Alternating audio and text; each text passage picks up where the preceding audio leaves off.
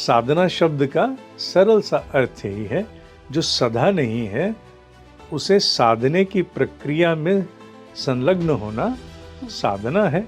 गायत्री की साधना गायत्री जप की साधना है, और जप का अर्थ है शब्द का निर्माण स्थूल में नहीं करना, वो सूक्ष्म में ही यहाँ से बाहर उसका संगान हो गया। गायत्री साधना का अधिकारी कौन है?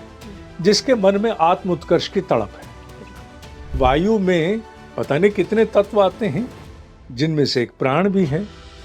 प्राण ही नहीं आता, प्राण भी आता है।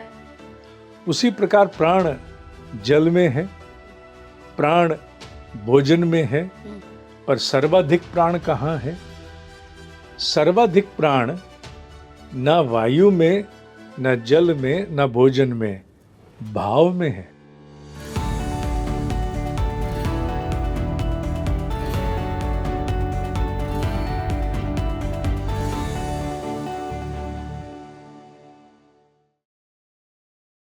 नमस्कार भारत, आप देख रहे हैं स्पीकिंग ट्री। मैं हूं आपके साथ इला गोस्वामी। प्राण ऊर्जा के बारे में, यानी कि प्राण एनर्जी के बारे में आपने बहुत कुछ सुना होगा। आज हमने प्राण एनर्जी को डिस्कस किया है कि कैसे आध्यात्मिक साधनाओं से आप प्राण एनर्जी को बढ़ा सकते हैं। कौन से वो लोग हैं जिनको बहुत ज़्यादा ज़रूरत होती है कि वो अपनी प्राण एनर्जी को एनहांस करें, बढ़ाएं। क्या लक्षण होते हैं जब पता चलता है कि बिल्कुल ड्रेन हो गए हैं हम, प्राण बचा ही नहीं है। मैं यहाँ उस प्राण की बात नहीं कर रही हूँ जिसको हम जनरल लेमैन लैंग्वेज में कहते हैं कि प्राण निकल गए, मृत्यु हो गई।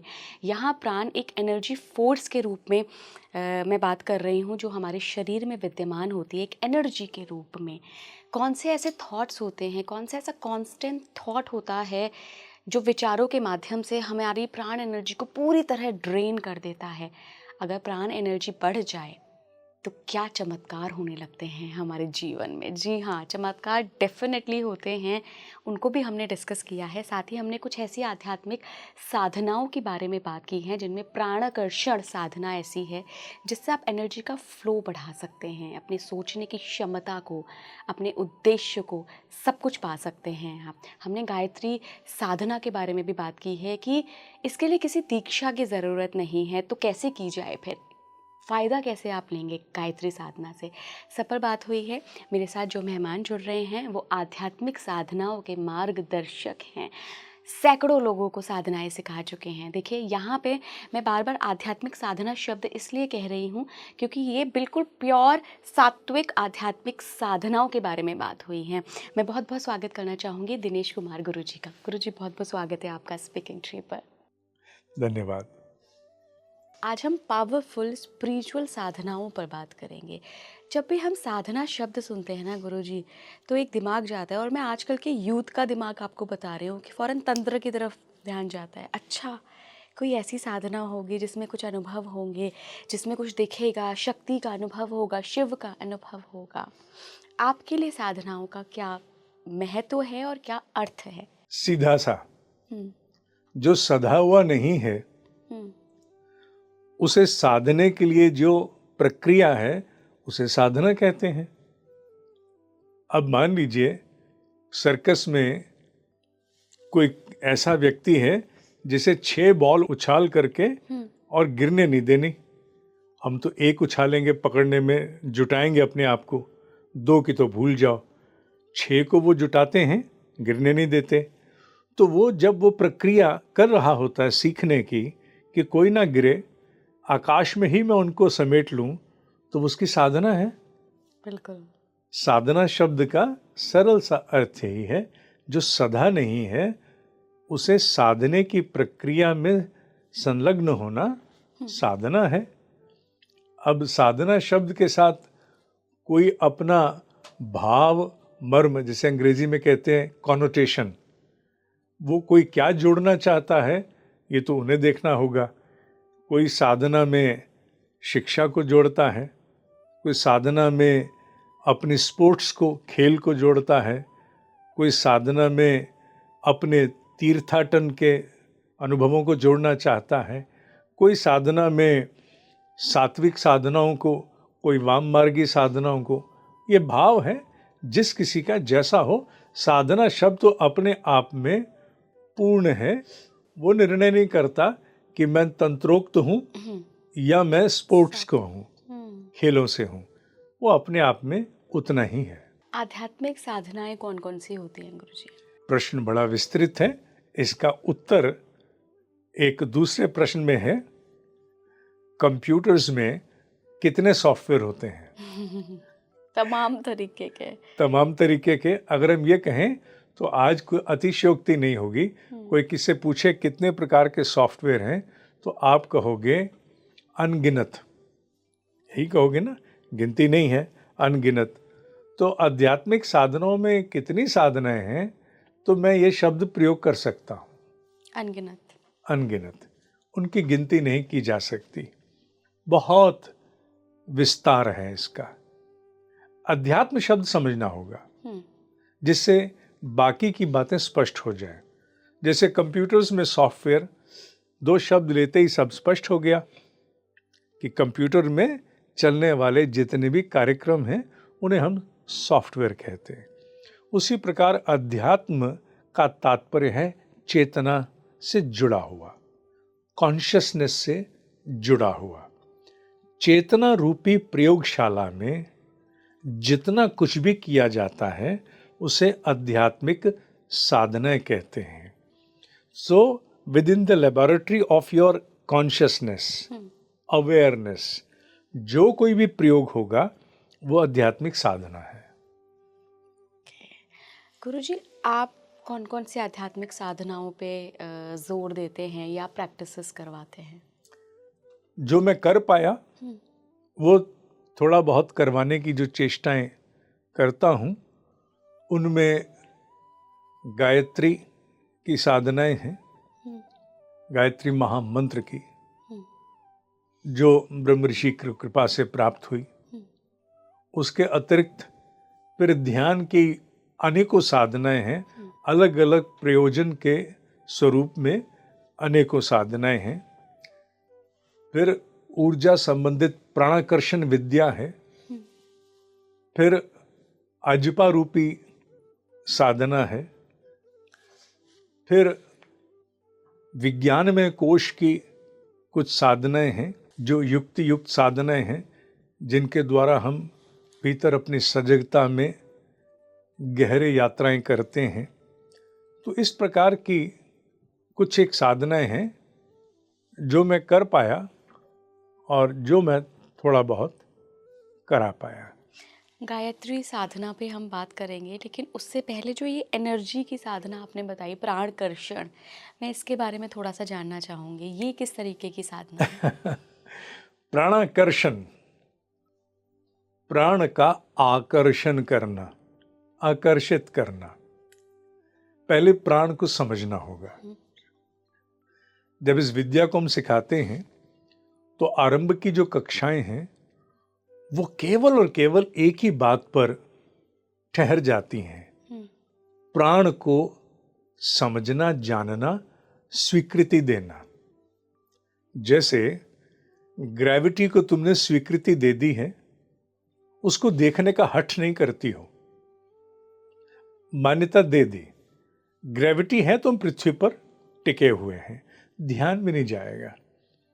मैग्नेटिज्म देखते हो तो स्वीकार्यता दी जा चुकी, मैग्नेटिज्म को देखने का हठ नहीं करते हो। जैसे ही वो सक्रिय होता है मान जाते हो। उसी प्रकार प्राण एक तत्व है, अत्यधिक बुद्धिमान संवेदनशील तत्व है, जो इस पूरे ब्रह्मांड में फैला हुआ है। ऐसा कोई कण नहीं जहां प्राण नहीं है। प्राण अर्थात ऊर्जा। प्राण का तात्पर्य हम जीवन से भी लेते हैं कि प्राण चले गए, वो भी हम कहते हैं। यूँ तो मृत शरीर में भी प्राण के स्वरूप अलग प्रकार के रहते हैं।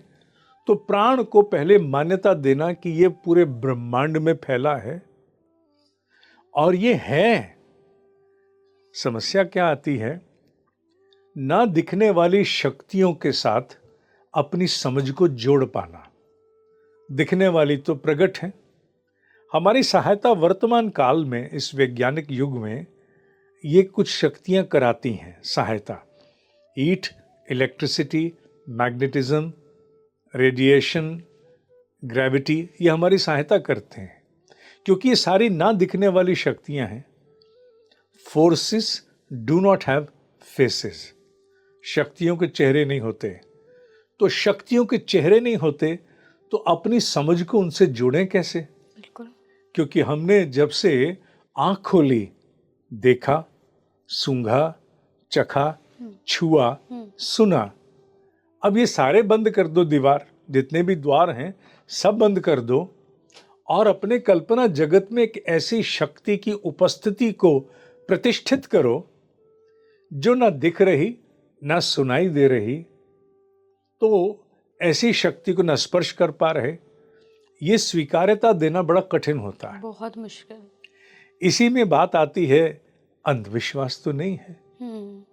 अगर है तो सामने आए किसी रूप में, तो फिर ये जो सहायता मिलती है हीट, इलेक्ट्रिसिटी से, वो उनके प्रभाव तो है ना, प्राण के प्रभाव भी हैं।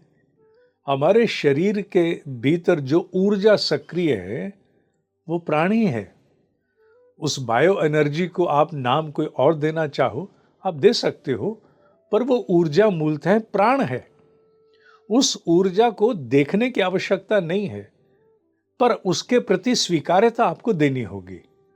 तो वो धारणा स्तर पर दृढ़ता लाना, दृढ़ भूमि होना, माने टू ग्राउंड दैट फेथ कि प्राण चारों ओर है और श्वास के द्वारा भी प्राण वायु में मिश्रित होके आता है। क्योंकि वायु में पता नहीं कितने तत्व आते हैं, जिनमें से एक प्राण भी है। प्राण ही नहीं आता, प्राण भी आता है।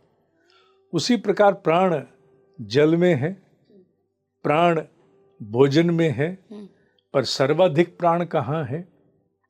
सर्वाधिक प्राण न वायु में, न जल में, न भोजन में, भाव में है, विचार में है।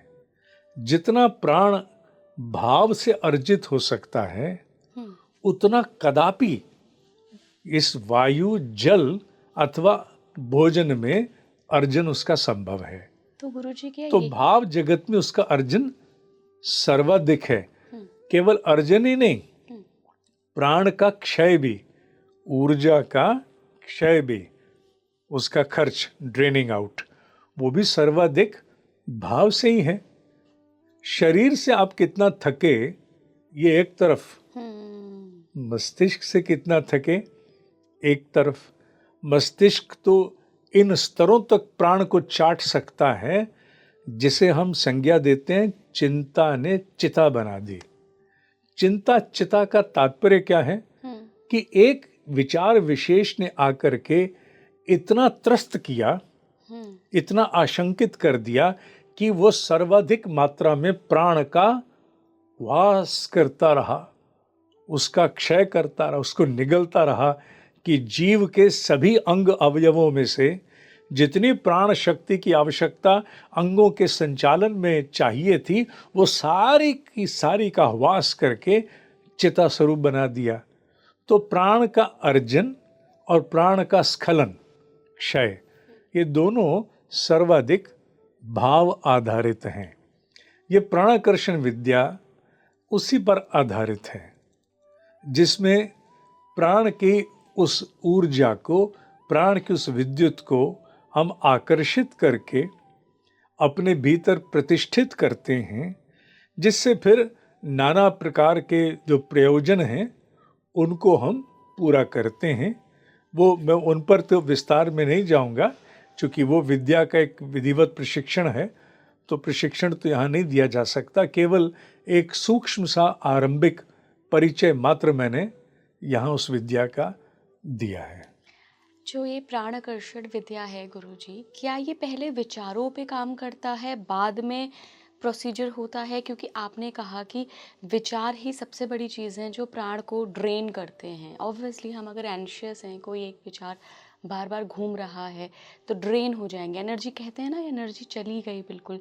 तो ये विद्या से क्या पहले विचारों पे काम होता है कि वो कांस्टेंट थॉट जो परेशान कर रहा है, और इस वक्त बहुत सारे लोगों की ये समस्या बन गया है कि कोई एक कांस्टेंट थॉट, या तो वो पैसे को लेकर है, या वो फाइनेंशियल गेन्स को लेकर है, या वो करियर को लेकर है, मैरिज को लेकर, रिलेशनशिप को लेकर है, किसी ना किसी के पास कोई ना कोई थॉट ऐसा ज़रूर है। बेटा, जब फायर फाइटिंग होती है ना, तो उस केंद्र को नहीं ढूंढते जहां से आग उत्पन्न होगी। एनालिसिस तो शुरू नहीं करते ना, बाद में देखेंगे कि शॉर्ट सर्किट हुआ था या कोई गैस थी, क्या कारण था, वो तो बाद में एनालिसिस करेंगे। अभी तो आग बुझानी है, जहां दिख रही है पानी चला गया। तो हम प्राणाकर्षण विद्या में भी प्राण की सबलता को पहले बढ़ाते हैं।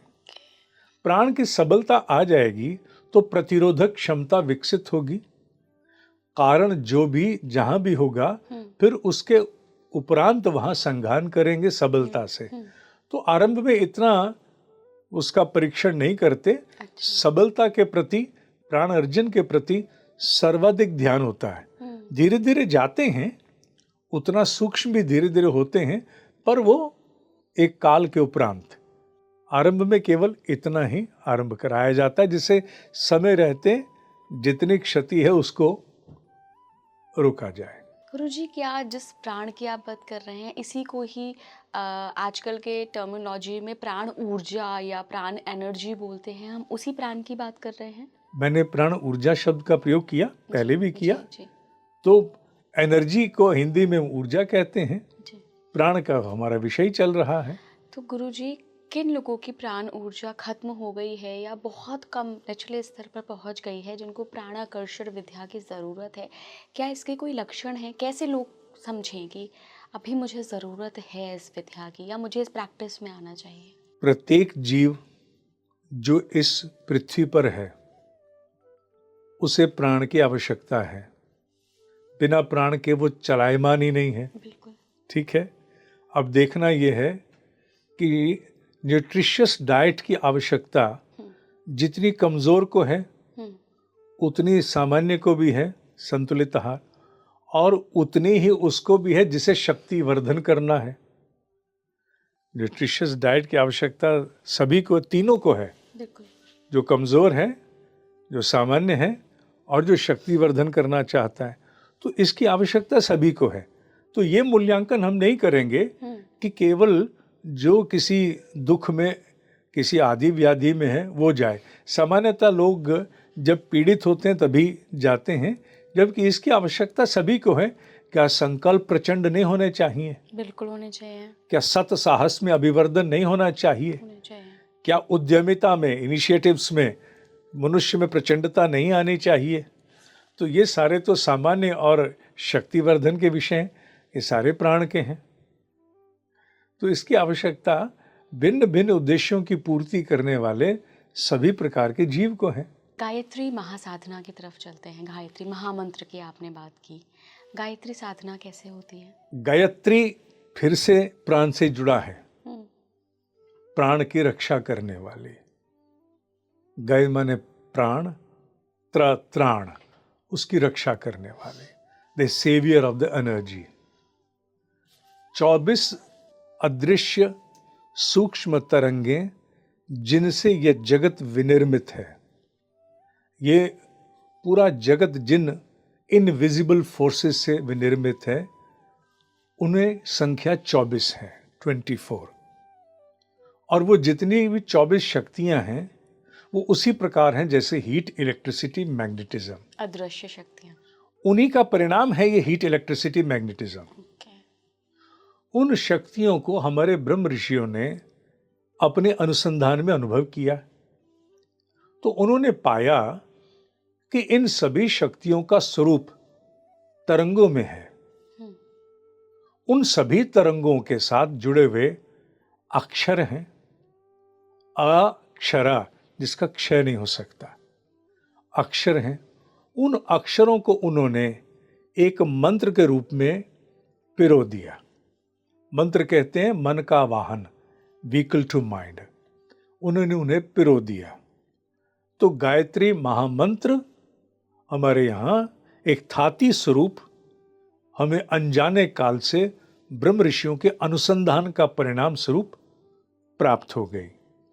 उन 24 शक्तियों से जो भी तादात्म्य स्थापित करेगा, उसके भीतर नाना प्रकार के संतुलन आने आरंभ हो जाएंगे। जिस संतुलन का परिणाम प्रभाव सर्वप्रथम होगा निर्णय लेने की क्षमता में उत्कृष्टता, the ability of decision making, क्योंकि मनुष्य का जीवन उसके निर्णयों का परिणाम है। मनुष्य के जीवन में जो कर्म फल है, जिसे 3 श्रेणियों में कहा जाता है, मुख्यतः प्रारब्ध, संचित कर्म, संचित और कर्माणि हम कहते हैं। इसमें सर्वाधिक अंश जो है वो संचित का होता है। संचित माने जो परिवर्तन के अधीन है, म्यूटेबल, अच्छा बुरे में, बुरा अच्छे में हो सकता है, अच्छे को और अच्छा, बुरे को और बुरा, म्यूटेबल है, परिवर्तन के अधीन है। प्रारब्ध का अंश बहुत कम होता है। सोच समझ करके किए गए बुरे कार्य अथवा अच्छे कार्य कठोर प्रारब्ध के रूप में हमारे जीवन में आते हैं। और संचित को प्रभावित करती है हमारे निर्णय लेने की क्षमता, फ्री विल, निर्णय लेने की क्षमता निश्चित रूप से जो फ्री विल का ही एक पार्ट है, परिणाम है। तो गायत्री की जो प्रक्रिया विद्या के तप की, वो सर्वाधिक प्रभावित करती है मनुष्य के जीवन में निर्णय लेने की क्षमता को, निर्णय लेने की क्षमता के माध्यम से उसके संचित कर्मों को, संचित कर्मों के माध्यम से उसकी प्रकृति को, और प्रकृति के माध्यम से उसके पूरे जीवन यापन को। ये गायत्री की साधना का एक मोटा स्वरूप है। बाकी उसका विवरण है कि वो तप किस रूप में किया जाता है। चूँकि वो एक मंत्र है तो उस मंत्र का जप करते हैं, या जप को मैं समझाना चाहूँगा। एक है उच्चारण, मैंने मुख से बोला, तुमने सुना। एक है तुम्हारे जैसे जैसे टेलीविज़न है, टेलीविज़न के माध्यम से तुम लोग लाउड स्पीकर नहीं लगाते हो, ट्रांसपॉन्डर वगैरह से संकेत आकाश में छोड़ते हो। जब तुम कहीं संकेत छोड़ते हो, उनका प्रभाव माइक स्पीकर के अनुपात में असंख्य गुना अधिक है। एक स्पीकर कहाँ तक ले जाएगा आवाज़ को? उच्चारण भी ऐसा ही है। मंत्र का उच्चारण किया, उसकी क्षमता बड़ी सीमित है। संकेतों में परिवर्तित कर दिया तो उसकी क्षमता असंख्य गुना बढ़ गई। असंख्य शब्द मैंने यहाँ एक अलंकार रूप में ले लिया है, कई गुना बढ़ गए। तो जप में हम क्या करते हैं, शब्द का निर्माण मुख में नहीं करते। We do not deploy the instrument that manufacture the word. जिह्वा, तालु, ये सब मिल करके दांत शब्द बनाते हैं ना। मैं बोल रहा हूँ तो अगर मैं ऐसे कर लूँ तो बोल सकता हूँ? नहीं बोल सकता। तो मैं शब्द का निर्माण कर रहा हूँ। I am manufacturing every single word which is coming out of my mouth. और अगर मैं बंद कर दूँ, यही सब कुछ मैं अपने भीतर अपने उस मौन में उच्चारित करूं, संकेतों में। मन ही मन में हम बहुत से लोगों को बहुत कुछ कहते हैं, बुरा भला कहते हैं ना, मन ही मन में। तो जो मन ही मन में साइलेंटली अगर मैं उन संकेतों को छोड़ूंगा, वो जप होता है। जप माने when you do not manufacture the मंत्र with your instruments which are physical, वो यहाँ से उत्पन्न होता है साइलेंटली। क्योंकि जब वो मंत्र यहाँ से बन नहीं रहा तो सारी चेतना यहाँ चली जाएगी, पूरा अटेंशन यहाँ रहेगा, यहीं बनेगा, यहीं से बाहर प्रवाहित हो जाएगा। यहीं से बना, यहीं से बाहर संकेत छूट जाएंगे, उसकी क्षमता कई गुना अधिक हो जाएगी। तो गायत्री की साधना गायत्री जप की साधना है। और जप का अर्थ है शब्द का निर्माण स्थूल में नहीं करना, वो सूक्ष्म में ही यहाँ से बाहर उसका संगान हो गया। जब इसे दैनिक स्तर पर निर्धारित समय पर नियत स्थान पर बैठ के करोगे तो उसका प्रभाव फिर सूक्ष्म जगत में उत्पन्न होना शुरू होता है। क्या होता है क्या नहीं होता, मैं इधर बिल्कुल नहीं जाऊंगा। मैं केवल सीमित रहता हूं एक बात पर कि जब आपने उसका दैनिक साधना आरंभ कर दी तो आप में स्वयं में होने वाले उसके प्रभाव और परिणाम ऐसे अकाट्य होंगे जिन्हें आप काट ही नहीं सकोगे। मान लो आत्मविश्वास में अभिवर्धन आ गया, सेल्फ कॉन्फिडेंस, तो कैन यू डिनाई दैट? पहले नहीं था। गायत्री जप की साधना शुरू की, मुझ में आत्मविश्वास आ गया। पहले छोटी छोटी बात पे रोना शुरू कर देते थे, छोटी छोटी बात पे घबरा जाते थे, छोटी छोटी बात पे उहापोह हो जाती थी, हाथ पैर शून्य हो जाते थे, असमंजस हो जाता था, किंग कर्तव्य विमूढ़ावस्था हो जाती थी। पर अब एक धैर्य सा आ गया है, एक ठहराव सा आ गया है, एक अपने भीतर ऐसे जीव का निर्माण हो गया है जो अधीर नहीं है, जो बड़े धैर्य के साथ सामने की स्थिति का अवलोकन करके उसको समेटने के लिए तैयार है। अब वो चुनौतियों से हिलने वाला नहीं है।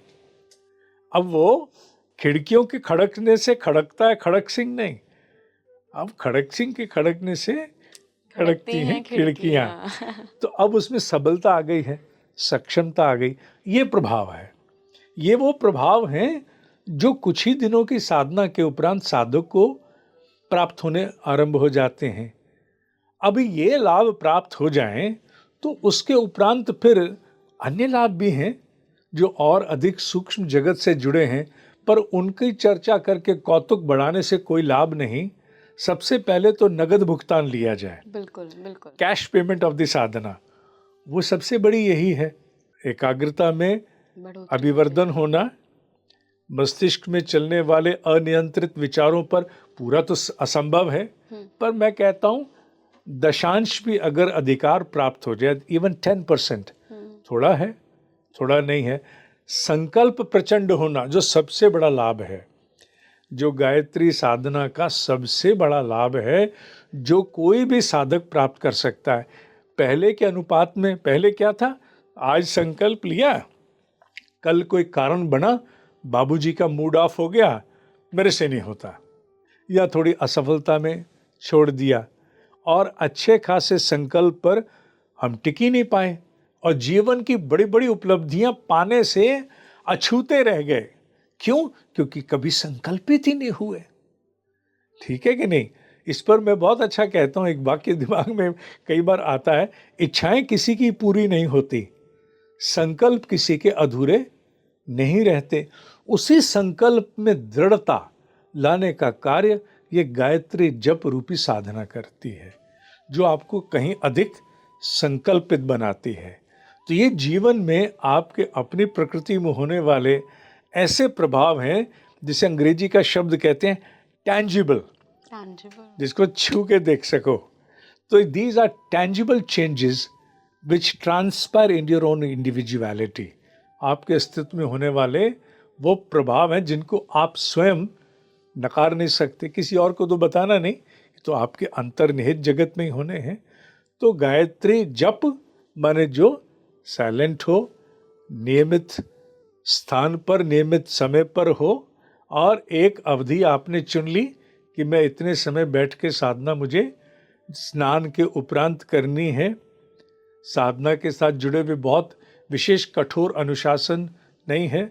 आसन तो बिछाओगे ही, नहीं तो बायो एनर्जी ड्रेन आउट हो जाएगी। बिना खाए स्नान के उपरांत हमारे यहाँ पहले से ही ये सारे प्रावधान हैं, तो ये तो बच्चे को भी हमारे यहाँ ज्ञान है कि कब पूजा करनी है।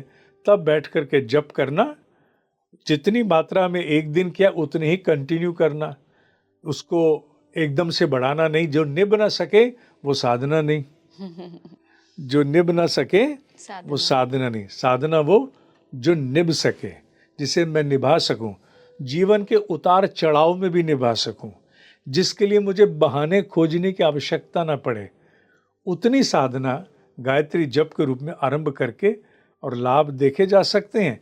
और गायत्री जप के साथ थोड़ा सा अनुशासन है। सूर्य उदय से 2 घंटे पूर्व आप आरंभ कर सकते हो, पूरा दिन कभी भी अपने समय अनुसार। सूर्य अस्त के 1 घंटे उपरांत तक आपको पूर्ण करना है। उसके बाद रात्रि में गायत्री साधना नहीं की जाती। विधिवत आप घूमते फिरते जप रहे हो वो विषय अलग है, विधिवत जो डेली साधना वो नहीं करते। ये अनुशासन हमारे ऋषियों ने हमें दिया है, क्योंकि सूर्य से जुड़ा, सूर्य को इसका इष्ट माना गया। जी। सविता, हालांकि सविता का अर्थ सूर्य नहीं होता। सविता तो मूलतः है, वो आधार है जहां से इस जैसे असंख्य सूर्य अपनी ऊर्जा प्राप्त कर रहे हैं। पर उसको दिखाएं कैसे? जो ब्रह्मांडों को संचालित करने वाली ऊर्जा है, उसे दिखाएं कैसे? तो नहीं दिखा सकते। तो फिर ऋषियों ने कहा दिखने वाले कौन सा है? दिखने वाला तो सूर्य है, तो उनको ही बना लेते वो हैं। हमारा अधिष्ठाता है। तो सूर्य को हमने गायत्री का प्रतीक माना। वो भी दिन में प्रचंड सूर्य नहीं, उगता हुआ सूर्य, क्योंकि उसे खुली आंखों देख सकते हैं। दिन वाले सूर्य को देख नहीं सकते, इसलिए उगते हुए सूर्य को, अर्घ दैट देते ऑरेंज बॉल राइजिंग, उसे गायत्री का एक प्रकार से प्रतिमा मान लो, इष्ट मान लो। वो मान करके और साधना उन्होंने आरंभ करा दी।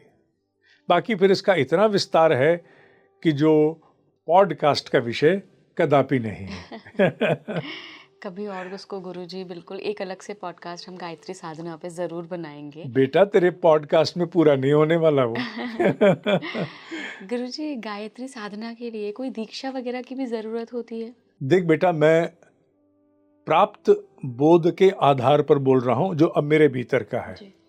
मैं जो कुछ बोल रहा हूं ये व्यक्तिगत आधार से बोल रहा हूं। जी। ठीक है, इसे इधर उधर मत जोड़ना। यूं तो जिन वेद से गायत्री महामंत्र आया वहां ऐसा कोई उल्लेख तो नहीं है। प्राप्त नहीं, पर ज्ञानियों ने इनके उल्लेख बाद में दिए हैं। दीक्षा का तात्पर्य अनुशासन से है, मार्गदर्शन से है। मैं व्यक्तिगत स्तर पर कहता हूं कि अगर इसका दीक्षा के स्वरूप में किसी को मानना है तो सूर्य को इष्ट मानकर उससे दीक्षा लो।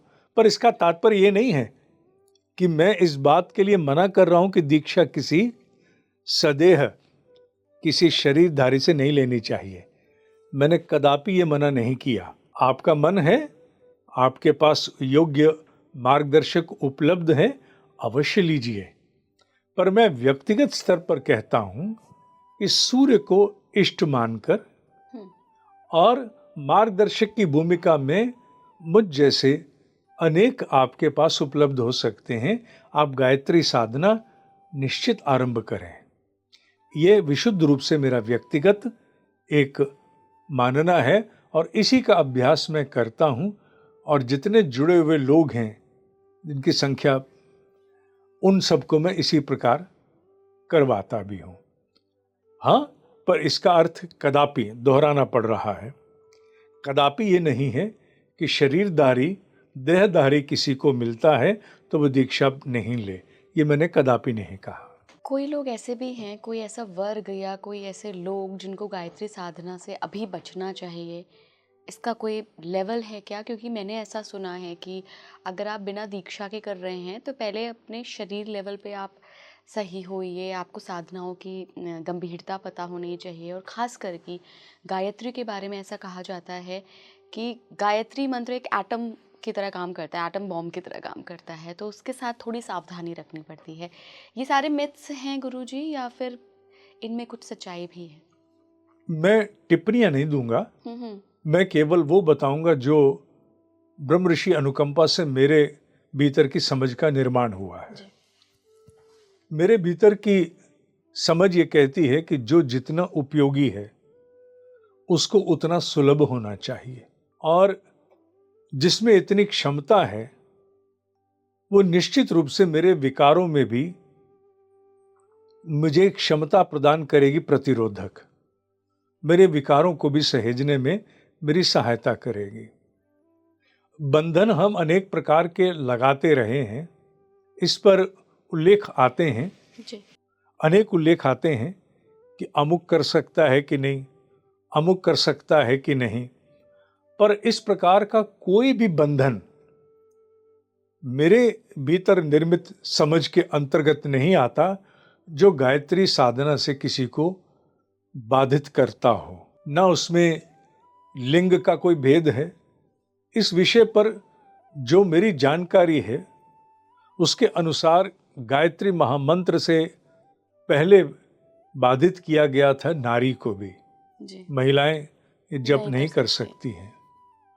पंडित मदन मोहन मालवीय जी, जो स्वयं में एक ब्रह्म ऋषि स्तर को प्राप्त थे, उन्होंने एक बहुत बड़ी धर्म संसद, मेरे सुनने में आया, अपने समय में की थी और देश भर के उन्होंने मार्तंड आमंत्रित किए थे।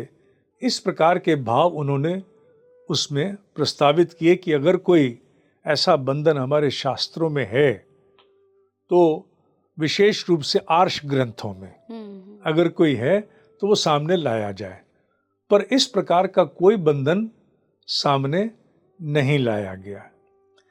धीरे धीरे मान्यताओं के रूप में बहुत सारे बंधन आ गए, पर व्यवहारिकता की दृष्टि से या आर्ष ग्रंथों में किसी प्रकार का बंधन सामने न आने से उन्हें निर्मूल माना गया। अतः नारी निश्चित रूप से कर सकती है। और मेरा तो एक मानना है, मैं स्वयं को अगर पूछूं तो मैं किसकी उत्पत्ति हूं? एक नारी की। तो कोई अगर अपूर्ण है तो पूर्ण का निर्माण कैसे कर सकती है? मुझसे अधिक पूर्ण होगी तभी मेरा निर्माण कर सकती है। तो इसका अर्थ है कि नारी में पूर्णता मुझसे अधिक है, तभी तो मेरा निर्माण संभव हुआ। तो फिर उसे कैसे अनधिकृत कर दिया जाए? उसके अधिकार को मुझसे नहीं ले सकते। और फिर और अन्य बातें भी आई जो अनेकों प्रकार की आई कि अमुक कर सकता, तमुक नहीं कर सकता। इनके पीछे भी कोई ऐसा आधार सामने कदापि नहीं आया। अगर ये ब्रह्म विद्या है जी तो इसके लिए वो सब अधिकारी हैं जिनके मन में उत्कर्ष के प्रति तड़प है। अगर मुझसे पूछो, मैं व्यक्तिगत उत्तर दे रहा हूं, गायत्री जप का, गायत्री साधना का अधिकारी कौन है? जिसके मन में आत्म उत्कर्ष की तड़प है, बिल्कुल। वो इसका अधिकारी है। वो निश्चित रूप से साधना को कर सकता है। बस इससे आगे मैं इस पर और क्या कहूँ। गुरुजी, अभी हमने गायत्री में जप की बात करी, एक अजपा भी होता है, ये क्या साधना का तरीका है? अजपा साधना तो विस्तृत है, वो विस्तार तो प्रशिक्षण है, नहीं दिया जा सकता यहाँ, पर मैं समझाता हूँ अजपा क्या है। जप माने एक विधि, एक नियमितता और बैठ करके उसको साधना स्वरूप जपा गया। इसमें अ लग गया तो सब कुछ हट गया। अ माने नेगेशन के लिए, माने ना कोई विधि उस रूप में, ना कोई उसके लिए निर्धारण, ना समय, बिना ना समय, चलते फिरते उठते बैठते एनी टाइम एनीवेयर होने वाले जप साधना अजपा साधना है। उसमें फिर आगे विकसित चरण हैं जिनको धीरे धीरे जोड़ा जाता है। पर मोटे स्वरूप में समझो तो अजपा का मतलब बिना जपे गए जो हो रहा जप, वो अजपा है। ये किसी भी मंत्र का जप हो सकता है? किसी भी मंत्र का हो सकता है। इसके लिए मंत्र की कोई प्रतिबंध नहीं है, चाहे वो गायत्री हो, ओम नमो भगवते वासुदेवाय, ओम नमः शिवाय हो, राम नाम का मंत्र हो, त्र्यंबक मंत्र हो, मंत्र तुम्हारे अपनी चॉइस का। पर हाँ, ऐसा इतना बड़ा नहीं होना चाहिए कि जिसके लिए एक पूरा क्रम बने लंबा, उस बीच में कोई व्यवधान ना आ जाए। तो इतना रहे जिसकी पूर्ति भीतर पुनरावृत्ति जो है वो बार बार बड़ी सहजता से हो जाए।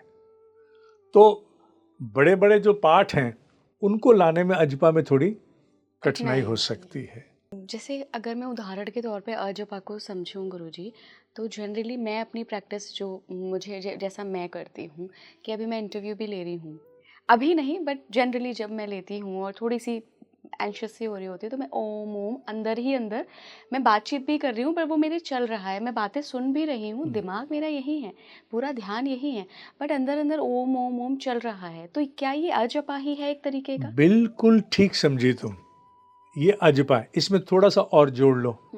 तुमने कहा कि जब मैं बात कर रही हूँ या कुछ आम कर रही हूँ उस समय नहीं, जैसे मैं कोई आशंका या किसी में जाती हूँ तब वो शुरू हो जाता है। और मान लो अगर यही अभ्यास तुम्हारे बात करते हुए भी आरंभ हो जाए, बात करते हुए भी अगर ये अभ्यास पृष्ठभूमि में एट द बैकग्राउंड अगर आरंभ हो जाए तो वो अजपा की और अधिक प्राण प्रतिष्ठा होगी। तो वो विद्या है जिसे हम फिर धीरे धीरे प्रशिक्षण में लाते हैं। इससे फायदा क्या होता है गुरुजी? सबसे बड़ा फायदा, जिसकी तुलना में कोई और फायदा आज के इस विषम बेला के आधुनिक मानस, जिसे कहते हैं कॉम्प्लेक्सिटी रिडन माइंड, को नहीं हो सकता, वो क्या है? अचिंत चिंतनम से मुक्ति। अचिंत चिंतनम का मतलब जो नहीं सोचा जाना चाहिए उसी को सोचते रहना अचिंत चिंतनम है। और सारी समस्याएं कहाँ से हैं? सारी खोपड़ी का प्रदूषण अचिंत चिंतनम का तो परिणाम है।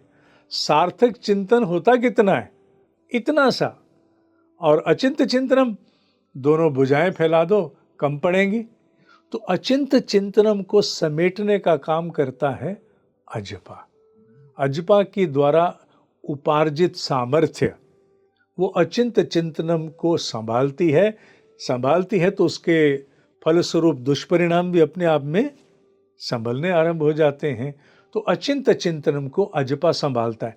इतना ही नहीं है केवल, जो और लाभ है उस पर मैं मौन रहूंगा, पर मैंने उस सबसे बड़े लाभ को तुम्हारे सामने रखा जो प्रत्यक्ष है, जिससे हर कोई दुखी है, पर उस दुख में जीवन जीने का अभ्यास पड़ गया है, मिजरी की आदत हो गई है, आदत बन गई है, तो उस आदत में जीना ही सामान्य जीवन लगता है।